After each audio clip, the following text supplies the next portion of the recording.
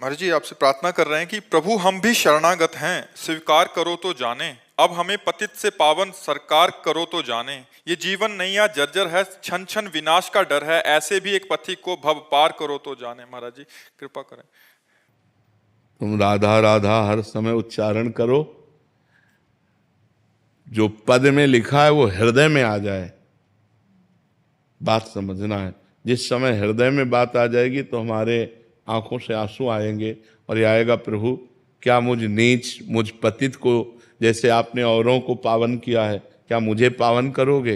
पर इसका भाव तभी माना जाएगा जब हर समय भगवान का सुमिरन होगा, हर समय भगवान का चिंतन होगा। बहुत अच्छे भाव है, ये तो पद है, किसी का रचना है, किसी की लिखी हुई है, पर हम इस पद को तभी मानेंगे जब हर समय हमारे अंदर दैन्यता हो और भगवान का मधुर मधुर स्मरण हो। तो पक्का देखो, हम विषयों की तरफ जाएंगे तो हमारी दुर्गति होगी। खुली बात समझ लो, भगवान ने खुला छूट दे दी। और हम भगवान का भजन करेंगे, हमसे कुछ गलतियां हो रही तो क्षमा हो जाएगा और हमारी सदगति होगी। भगवान का भजन करने वाले की दुर्गति हो नहीं सकती।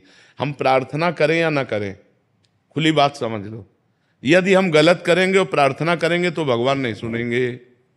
अगर हम सही चलेंगे तो प्रार्थना नहीं करेंगे तो भी भगवान हमारी जिम्मेवारी ले लेंगे। हमारी बात समझ लो, हम बहुत प्रार्थना भगवान से करें और मनमानी आचरण करें, कभी भगवान नहीं सुनेंगे हमारी प्रार्थना।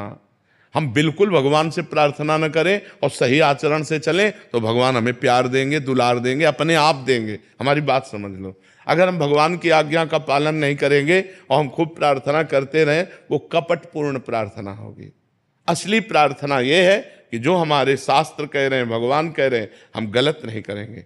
हम अपने शरीर से अपवित्र आचरण नहीं करेंगे, पाप आचरण नहीं करेंगे, किसी को दुख नहीं देंगे, किसी से छल कपट नहीं करेंगे। प्रार्थना करो ना करो, अपने आप भगवान की कृपा आपको प्राप्त होगी।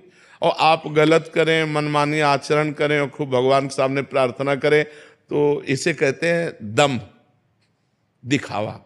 इसे कहते हैं पाखंड, पाप का खंड, कि करता पाप है और भगवान क्या चोर डाकू लोग भी तो देवी के मंदिर में जाके घंटा चढ़ाते हैं, दूसरों का गला काटते हैं, दूसरों की जेब काटते हैं और उसे फिर देवी के चढ़ाते हैं। तो क्या देवी इससे प्रसन्न हो जाएंगी?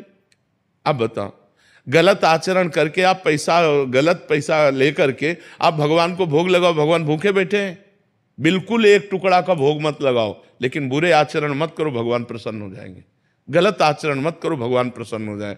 अब बेईमानी से करके लाखों करोड़ों कमाओ और उसमें आके भगवान को तुम भोग लगाओ तो भगवान नहीं पाएंगे भोग। भगवान भूखे नहीं मरते।